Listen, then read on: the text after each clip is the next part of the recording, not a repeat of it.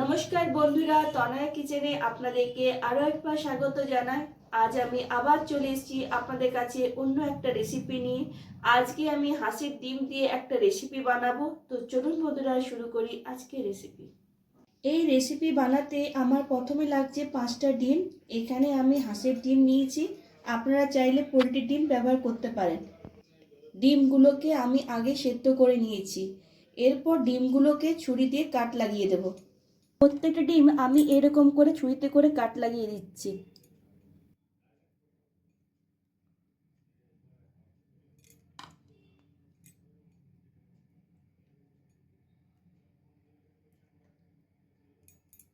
এরপর ডিমগুলোকে ম্যারিনেট করে নেব। তার জন্য লাগছে সামান্য পরিমাণে নুন, হলুদ গুঁড়ো অল্প পরিমাণে, আর অল্প পরিমাণে কাশ্মীর রেড চিলি পাউডার। এরপর এগুলোকে ভালো করে ম্যারিনেট করে নিচ্ছি।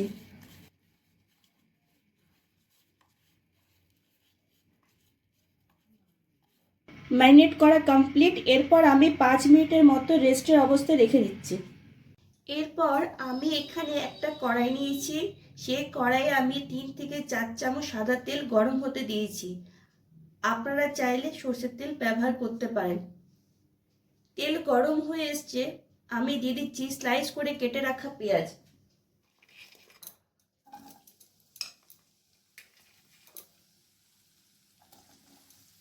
এখানে আমি 2টো মিডিয়াম সাইজের পেঁয়াজ নিয়েছি। এরপর দিয়ে দিচ্ছি 8-9টা রসুন, আর দিয়ে দিচ্ছি 7-8টা কাজু, 2টো কাঁচা লঙ্কা।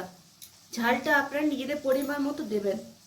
এরপর এগুলোকে হালকা করে ভেজে নেব।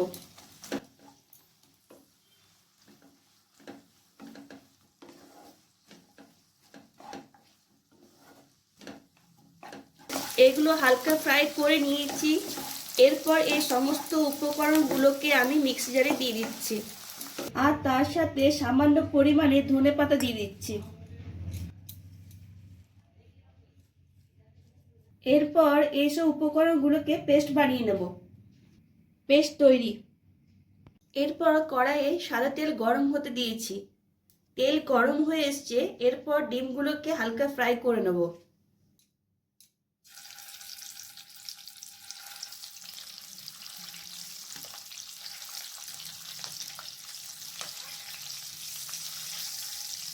ডিমগুলোকে আমি হালকা ফ্রাই করবো, বেশি ফ্রাই করব না। ডিমের দুপাশটা এরকম করে উল্টে পাল্টে ভেজে নিচ্ছি। এরপর প্লেটে তুলে নিচ্ছি। এরপর ডিম ভাজার তেলে ফোড়নের জন্য দিয়ে দিচ্ছি গোটা জিরে 1/2 চামচ, 1 টুকরো দালচিনি, 4টে এলাচ, আর 4টে লবঙ্গ। এরপর 2 সেকেন্ডের মতো হালকা ভেজে নেব।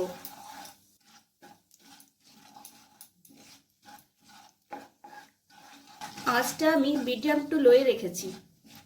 এরপর যে পেস্টটা তৈরি করে রেখেছিলাম সেটা দিয়ে দিচ্ছি। এরপর ভালো করে নাড়াচাড়া করে নিচ্ছি যতক্ষণ না জলটা শুকিয়ে না আসছে।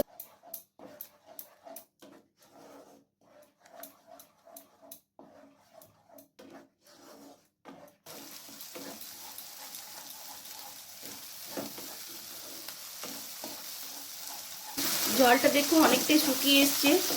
এরপর আমি এই স্টেজে কিছু গুঁড়ো মশলা অ্যাড করব, যেমন স্বাদ মতো নুন, 1/2 চামচ হলুদ গুঁড়ো, 1 চামচ জিরে গুঁড়ো, 1 চামচ ধনে গুঁড়ো, শুকনো লঙ্কার গুঁড়ো 1/2 চামচ, একটু কম নিয়েছি যেহেতু আমি আগে পেঁয়াজের সঙ্গে 2টো কাঁচা লঙ্কা দিয়েছিলাম, আর 1/2 চামচ কাশ্মীর রেড চিলি পাউডার। এরপর এগুলোকে ভালো করে মিশিয়ে নিতে হবে।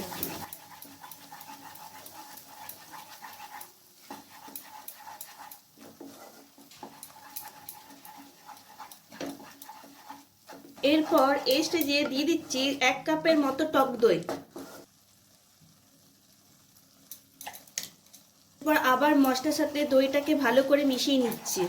আঁচটাকে আমি মিডিয়াম টু লোয়ে রেখেছি।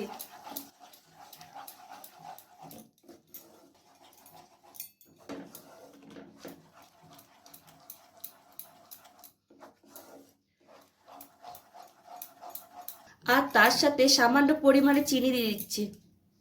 এতে রান্নার ফ্লেভারটা ব্যালেন্সে থাকবে।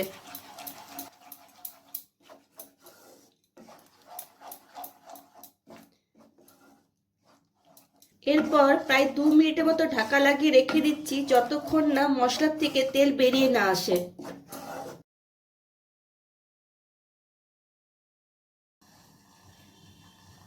2 মিনিট পর ফিরে এলাম। এই দেখুন মশলা থেকে খুব সুন্দরভাবে তেল ছেড়ে দিয়েছে। এরপর এই স্টেজে আমি সামান্য পরিমাণে ফ্রেশ ক্রিম দিয়ে দিচ্ছি।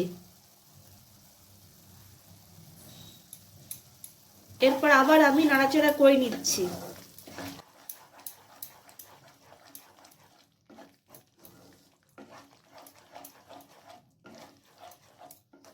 এরপর আমি এখানে সামান্য পরিমাণে জল দিয়ে দিচ্ছি। আপনারা কিরকম গ্রেভি রাখতে চান সেই হিসেবে জলটা দেবেন। গ্রেভিটা ফুটে এলেই আমি ভেজে রাখা ডিমগুলো দিয়ে দেব।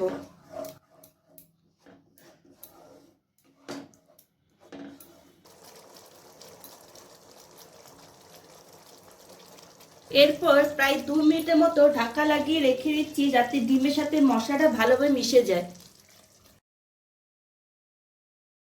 2 মিনিট পর ফিরে এলাম। এরপর আমি এই স্টেজে দিয়ে দিচ্ছি রোস্ট করা কসুরি মেথি, আর তার সাথে দিয়ে দিচ্ছি 1/2 চামচের মতো গরম মশলা গুঁড়ো।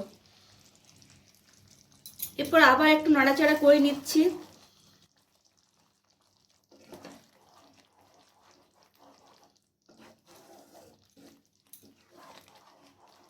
এরপর আবার ঢাকা লাগিয়ে রেখে দিচ্ছি, যাতে ডিমের সাথে কসুরি মেথি আর গরম মশলা গুঁড়ো ভালোভাবে মিক্স হয়ে যায়। প্রায় 1 মিনিটের মতো। 1 মিনিট হয়ে গেছে। এই দেখুন বন্ধুরা, আমার রেসিপি কমপ্লিট। এরপর গ্যাসটা বন্ধ করে দেব। কি বন্ধুরা, কেমন লাগলো আমার আজকের হাঁসের ডিমের একটা রেসিপি? এরপর আমি আপনাদেরকে পরিবেশন করে দেখাবো। এই দেখুন বন্ধুরা, আমার আজকে এই রেসিপি কেমন লাগলো কমেন্টসে জানাবেন। ভালো লাগলে ভিডিওটিকে লাইক আর শেয়ার করবেন, আর অতি অবশ্যই আমার চ্যানেলটিকে সাবস্ক্রাইব করবেন। আজ এই পর্যন্তই।